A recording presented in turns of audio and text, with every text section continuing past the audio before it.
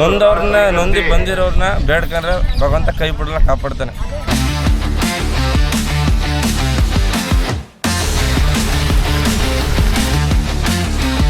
ಸುಮಾರು 9ನೇ ಶತಮಾನದಲ್ಲಿ ಕಟ್ಟಿರ್ತಾರೆ.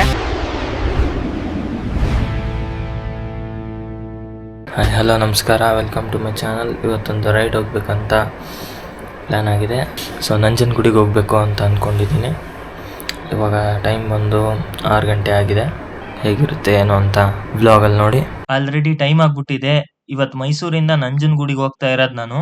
6 ಗಂಟೆಗೆ ಬಿಡ್ಬೇಕು ಅಂದ್ಕೊಂಡಿದ್ದು, 20 ನಿಮಿಷ ಲೇಟ್ ಆಯಿತು.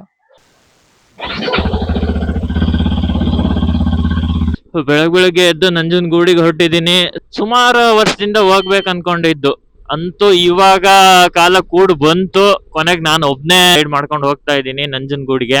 ಯಪ್ಪ ಎಷ್ಟು ಅಗಲ ರೋಡ್ಗಳು, ಯಾರ್ಯಾರು ಇಲ್ಲ ನೋಡಿ, ಜನ ಲಿಟ್ರಲಿ ಒಂದು ಗಾಡಿನೂ ಇಲ್ಲ. ಬೆಂಗಳೂರಲ್ಲಿ ನೀವು ಯಾವಾಗನ ಹೋಗ್ರಿ ಜನ ಇದ್ದೇ ಇರ್ತಾರೆ. ಒಳ್ಳೆ ವೆದರ್ ಗುರು, ಇದೇನ್ ರೋಡ್ಗಳು ಸಖತ್ ನೆಕ್ಸ್ಟ್ ಲೆವೆಲ್ ಇದೆ ಅನ್ಕೊಳ್ಳಿ. ನಂಗಂತೂ ರೈಡ್ ಮಾಡಕ್ ಸಖತ್ ಇಷ್ಟ ಆಯ್ತು. ಈ ರೋಡ್ಸು ನೋಡ್ತಾ ಇರೋದು ಸೂರ್ಯೋದಯ. ಬಿಸಿಲು ಮಾತ್ರ ಕರೆಕ್ಟ್ ಆಗಿ ಬಂತು. ಫುಲ್ ಚಳಿ ಆಗ್ತಾ ಇತ್ತು.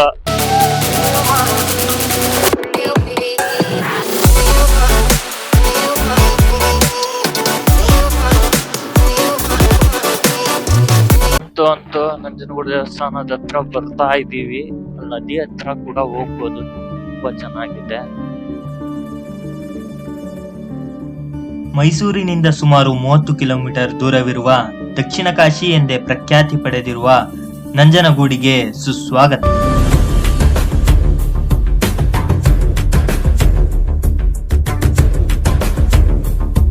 ಹೇಗೆ ಕಾಶಿಯಲ್ಲಿ ವಿಶ್ವನಾಥ ಗಂಗೆ ನದಿಯ ದಡದಲ್ಲಿದೆ, ಹಾಗೆ ಶ್ರೀಕಂಠೇಶ್ವರನ ದೇವಾಲಯ ಕಪಿಲಾ ನದಿಯ ದಡದಲ್ಲಿರೋದ್ರಿಂದನೇ ಇದನ್ನ ದಕ್ಷಿಣ ಕಾಶಿ ಅಂತ ಕರೀತಾರೆ.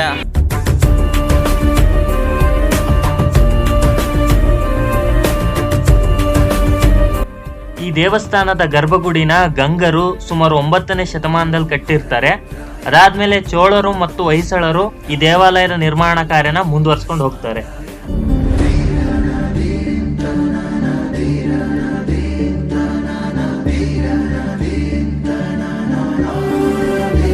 ನೂರಿಪ್ಪತ್ತು ಅಡಿಯ ಈ ಬೃಹತ್ ಗೋಪುರವನ್ನು 1845ರಲ್ಲಿ ಮೈಸೂರಿನ ಮಹಾರಾಣಿಯವರು ನಿರ್ಮಿಸಿರ್ತಾರೆ. 7:08 ಗಂಟೆ ಆ ಟೈಮಲ್ಲಿ ಬಂದ್ಬಿಟ್ರೆ ಆ ಕ್ಷಣ ಎಲ್ಲ ಮರ್ತೋಯ್ತು. ಥಿಂಗ್ಸ್ ಏನು ನಮ್ಗೆ ಏನು ಬಗ್ಗೆ ಯೋಚನೆ ಮಾಡ್ತಿರ್ತೀವಿ, ಅದು ಯೋಚನೆ ಬರಲ್ಲ. ಸುಮ್ಮನೆ ಇದ್ರನ್ನೇ ನೋಡ್ಕೊಂಡು ಇಲ್ಲೇ ಇಟ್ಬಿಡ ಇವತ್ತೊಂದಿನ ಅನ್ನೋದ್ರ ಆಗ್ಬಿಡುತ್ತೆ. ನೊಂದವ್ರನ್ನ ನೊಂದಿ ಬಂದಿರೋರ್ನ ಬೇಡ್ಕೊಂಡ್ರೆ ಭಗವಂತ ಕೈ ಬಿಡಲ್ಲ, ಕಾಪಾಡ್ತಾನೆ.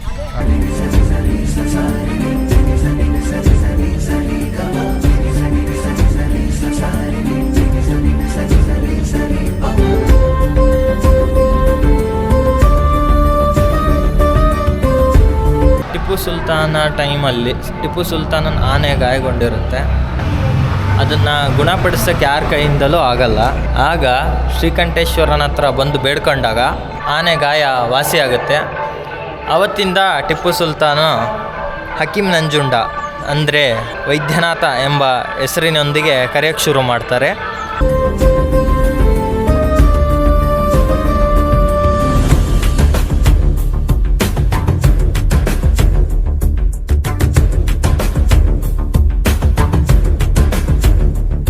ಈಗ ಕಪಿಲಾ ನದಿಗೆ ಹೋಗೋಣ ಬನ್ನಿ.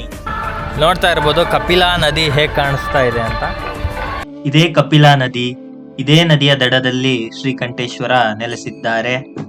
ಗಂಗಾ ನದಿಯು ಹೇಗೆ ದೈವಿಕ ಶಕ್ತಿಯಾಗಿ ಗೋಚರಿಸುತ್ತೋ ಅದೇ ರೀತಿ ಈ ಕಪಿಲಾ ನದಿ ಕೂಡ ದೈವಿಕ ಶಕ್ತಿಯಾಗಿ ಗೋಚರಿಸುತ್ತೆ.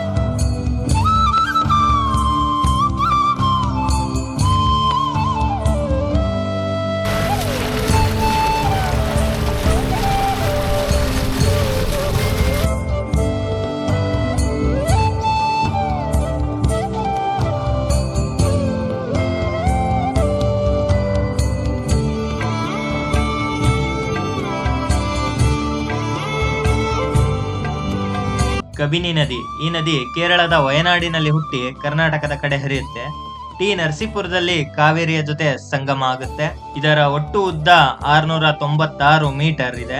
ಇದು ಪ್ರಾಚೀನ ಋಷಿ ಕಪಿಲ ಮಹರ್ಷಿಯವರ ಹೆಸರನ್ನು ಹೊಂದಿದೆ. ಈ ಜಾಗಕ್ಕೆ ಬಂದು ನನಗಂತೂ ಶಾಂತಿ, ಸಮಾಧಾನ ಹಾಗೂ ನೆಮ್ಮದಿ ಅನಿಸ್ತು. ಮತ್ತೆ ದೈವಿಕ ಶಕ್ತಿಯ ಒಂದು ಅನುಭವ ಆಯ್ತು. ಪ್ರತಿ ದೇವಸ್ಥಾನಕ್ಕೂ ಒಂದು ಇತಿಹಾಸ ಇದೆ, ಪ್ರತಿ ನದಿಗೂ ಒಂದು ಕಥೆ ಇದೆ. ಅವುಗಳನ್ನು ಹುಡುಕುವ ಈ ಪ್ರಯಾಣ ಇನ್ನೂ ಮುಂದುವರಿಯುತ್ತದೆ. ಕೆಲವು ಪ್ರಯಾಣಗಳು ಸ್ಥಳವನ್ನು ಮಾತ್ರ ತೋರಿಸುವುದಿಲ್ಲ, ಮನಸ್ಸಿಗೆ ನೆಮ್ಮದಿಯನ್ನು ಕೊಡುತ್ತವೆ. ಮತ್ತೊಂದು ಹೊಸ ಕಥೆಯೊಂದಿಗೆ ಭೇಟಿಯಾಗೋಣ. ನಮಸ್ಕಾರ.